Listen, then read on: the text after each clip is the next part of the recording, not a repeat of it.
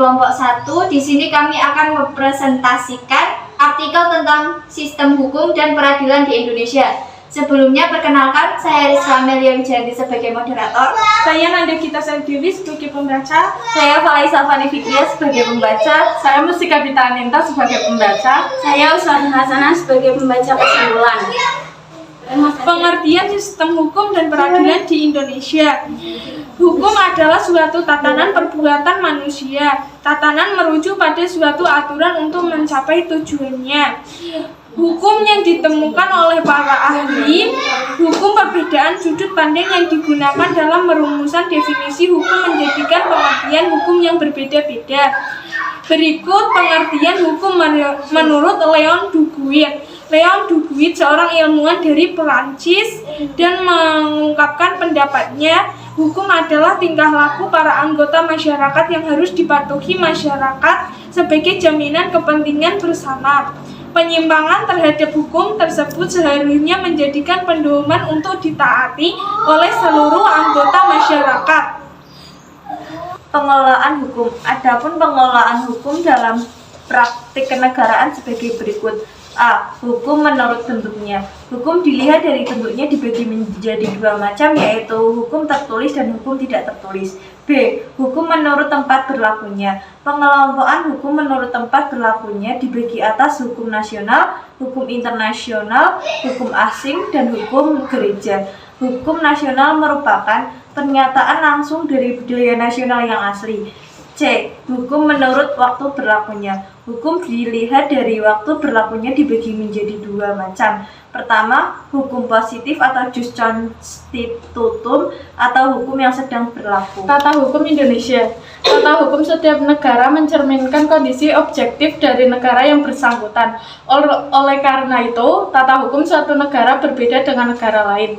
Tata hukum merupakan hukum positif atau hukum yang berlaku di suatu negara pada saat sekarang. Tata hukum bertujuan untuk mempertahankan, memelihara, dan melaksanakan tertib hukum bagi masyarakat suatu negara sehingga dapat dicapai ketertiban di negara tersebut.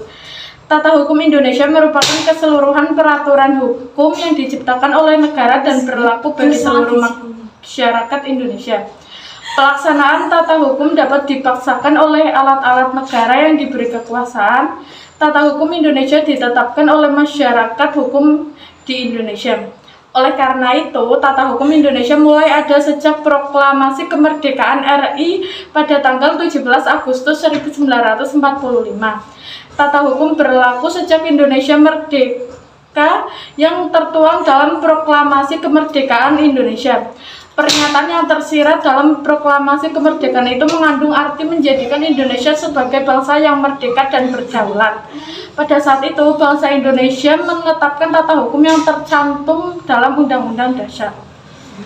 Kesimpulan dari materi yang telah teman-teman saya sampaikan adalah: 1. Hukum adalah suatu tatanan perbuatan manusia. Hukum adalah seperangkat peraturan yang mengandung kesatuan dalam sebuah sistem.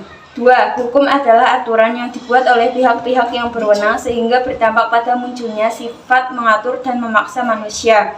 3. Hukum mempunyai tugas untuk melakukan hal-hal sebagai berikut. A. Menjamin kepastian hukum bagi setiap orang dalam masyarakat. B. Menjamin ketertiban, ketenteraman, kedamaian, keadilan, kemakmuran, kebahagiaan, dan kebenaran. C. Menjaga jangan sampai terjadi perbuatan main hakim sendiri dalam pergaulan masyarakat. 4. Penggolongan hukum yaitu: A. Hukum menurut bentuknya.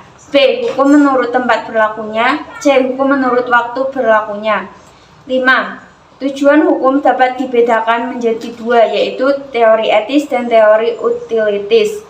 6. Tata hukum setiap negara mencerminkan kondisi objektif dari negara yang bersangkutan. Sekian dari kelompok kami. Wassalamualaikum warahmatullahi wabarakatuh.